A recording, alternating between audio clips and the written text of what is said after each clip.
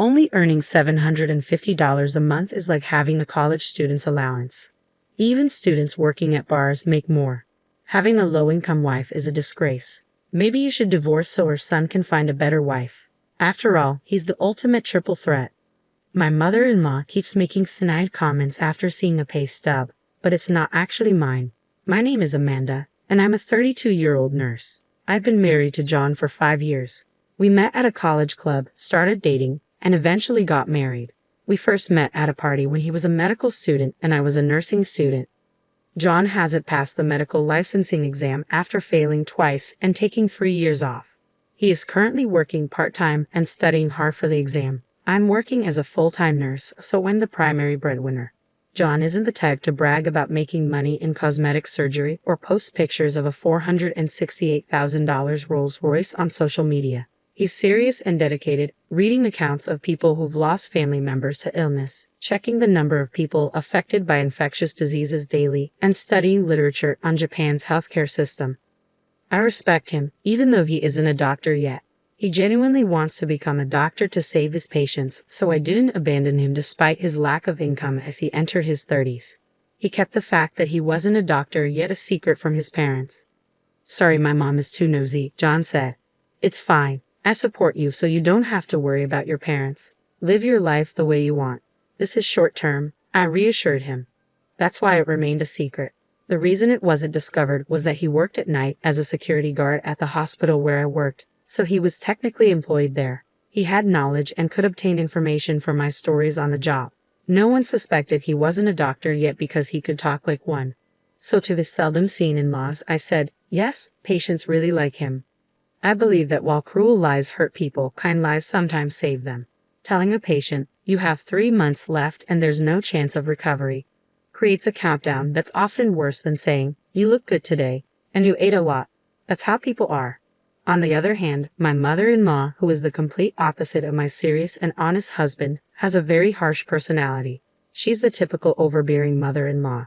She looks down on me for being a mere nurse married to her son, the doctor. "There must have been so many better options," she often says, like a beautiful dermatologist. I always apologize and bow my head when she talks like that. I wholeheartedly support my husband in his pursuit of becoming a doctor, but at this point, he's just a high school graduate with extensive medical knowledge working part-time. He's not even a medical intern yet.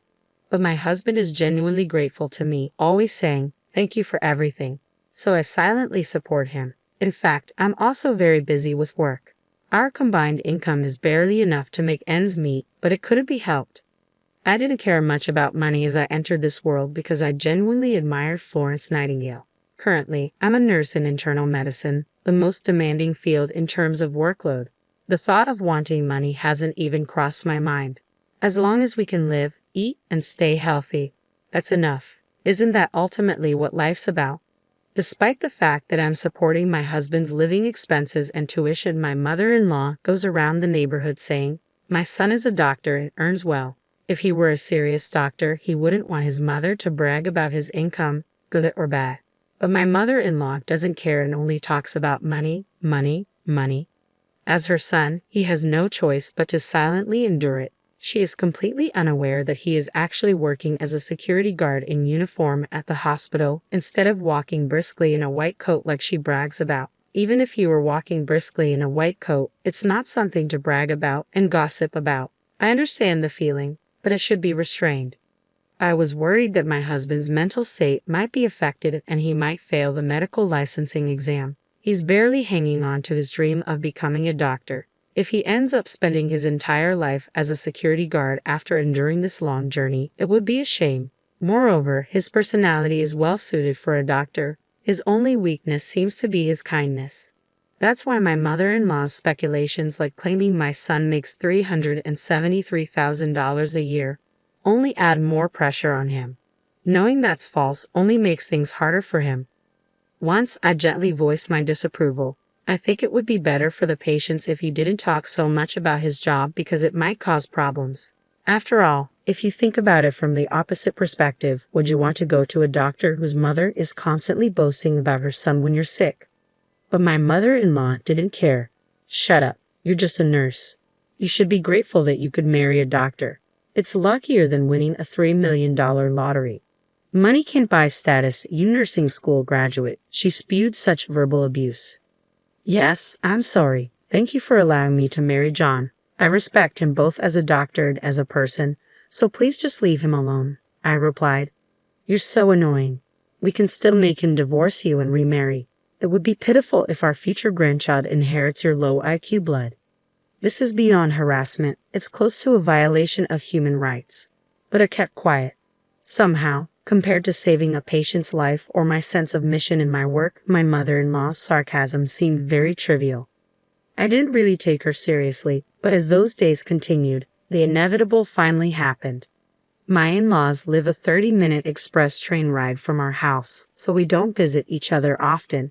With my busy work schedule, I wasn't around them much, which is why this lie had been working.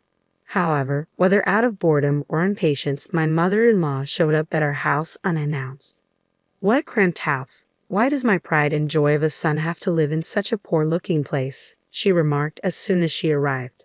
Seeing the row of medical books, she narrowed her eyes and said, "Well, he is my son after all," and took a picture with her phone. Most of the books were for the national medical exam, and I was secretly nervous.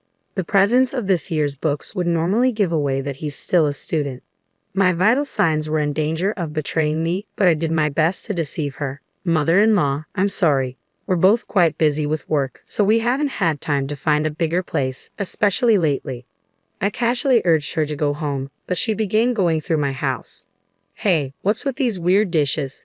If you're a doctor, you should buy Wedgwood. Yes, I'm sorry. They're from the dollar store. What did you say? Dollar store? I'm throwing them away. No, we couldn't afford luxuries because we were spending money on my husband's textbooks and tuition, so we cut costs on things like plates that didn't affect our simple meals. As long as we can serve food on them, it's fine. For now, passing the exam is the most important thing.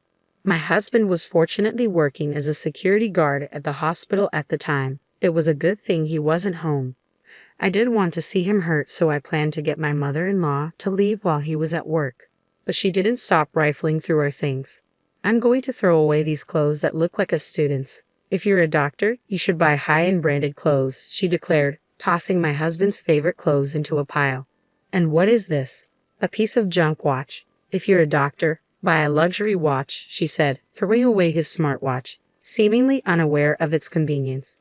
The belongings being discarded one after another were bought with the little money he had earned. He would have preferred to be on the wards treating patients instead of standing outside with his pride in tatters. Still, he was working hard for the sake of his dreams and for the sweat he had shed.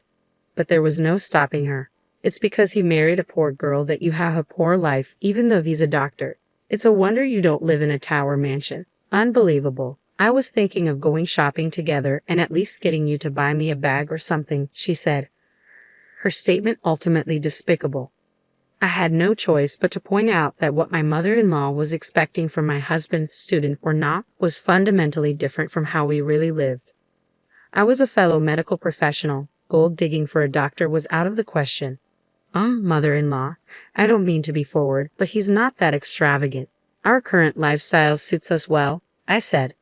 I conveyed this casually, but my mother-in-law wouldn't budge. You're so annoying. Do you have any idea how hard he worked to get into medical school? We've been waiting to recoup his upbringing and tuition fees, and it's because of you that we're in this mess. Don't be ridiculous. My mother-in-law, increasingly heated, didn't stop searching my house. She rummaged through not just the kitchen but also every closet, discarding anything cheap. Then, unbelievably, she began to open the clear cases where we kept our utility bills, mail, and other paperwork. That's when she found the pay stubs. They were marked with $750 and $2.25. Despite my husband's name being clearly written on them, she either didn't notice or couldn't read the writing. She screamed, $750? What do you mean, $750? You nurse. That's not my son's daily wage. Even anesthesiologists make $750 a day. And you're the wife of an internist making only $7.50. Are you slacking off at work or what? She began to go insane. That's why you're living in such poverty. You're a money sucker, huh? Barely working as a nurse and deceiving a doctor. You're just a part-time nurse because it sounds good. $750 is nothing, so quit already. That money was earned by him during the younger doctors passing him by, working in the gaps between his study hours for a very low daily wage. It was by no means the same with or without it. I thought it was a very pure number. But my mother-in-law's madness wouldn't stop, and finally the worst happened. "You're a poor, luck-bringing wife. Divorce quickly," she demanded. At that moment, everything came to a head. I heard the front door slam shut. My husband had returned home from his part-time job. His face froze when he saw his clothes and watch cruelly stuffed into a trash bag. He began to silently and carefully pick them up, one by one. My mother-in-law spoke up. "John, I don't mean to be harsh, but please divorce this wife of yours. Why did you, with your high education, high income, and tall height of nearly 6 feet, choose such a pathetic woman? I'm so sad. She only earned $750. But my husband remained silent, his lips tightly pursed, making it impossible to tell what he was thinking. My mother-in-law laughed and added, "I'll bring the divorce papers for you. Leave this dusty room and this disinfectant-smelling woman behind and remarry a better woman. You're a doctor. Remarrying is a given." Then my husband slowly stood up and finally said, "Mom, I've been keeping quiet about this, but I'm not a doctor yet." "Huh?" she responded, stunned. "I'm sorry for hiding it, but I haven't passed the national exam yet. And about that $750. For some reason, my mother-in-law was so surprised that she turned to me for help. "I don't understand what he's saying. This $750 pay slip is yours, right?" I decided there was no use hiding it anymore. "No, it's not mine," I replied. My husband chimed in, "That's my salary for my part-time job." "That can't be. You're lying, right?" she stammered. "I'm not lying. It's true," he said firmly.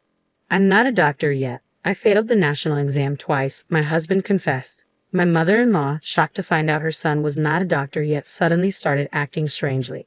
As she rummaged through her house, she slipped on some scattered newspapers and fell to the floor, crying out for help. She managed to avoid hitting her head but broke her right arm with a loud snap.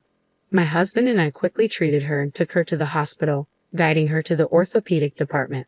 But my husband had something important to say. "Mom, I'm sorry, but please don't come to our house anymore. And I don't want you to think of me as your son anymore," he said firmly. Trembling from shock, my mother-in-law listened as he continued. "I knew you were bragging about me, but I put up with it. I felt guilty for lying, but when you insulted the money I worked so hard to earn, that was too much. But I never would have guessed you were a doctor. It doesn't matter if I'm a doctor or not. Do you think I'm studying just to say I earn $750 a day? I'm an adult, and it seems like we can't reconcile our differences in value, so let's cut ties." It seemed that my husband had truly decided to sever his ties with his mother. My mother-in-law, who had found her only purpose in life boasting about her son, seemed completely disheartened. Nowadays she stays cooped up in her house, apparently too embarrassed to face her neighbors. That same year, my husband successfully passed the medical licensing exam. Though he was a bit older, he started working as a newly minted resident physician and shone brightly, never forgetting to show kindness such as offering tea to the security guards. Our days became very peaceful and happy. If she had just waited a few more months, my mother-in-law's dream would have come true, and she could have seen him in his white coat. It's really a pity, but she brought it upon herself.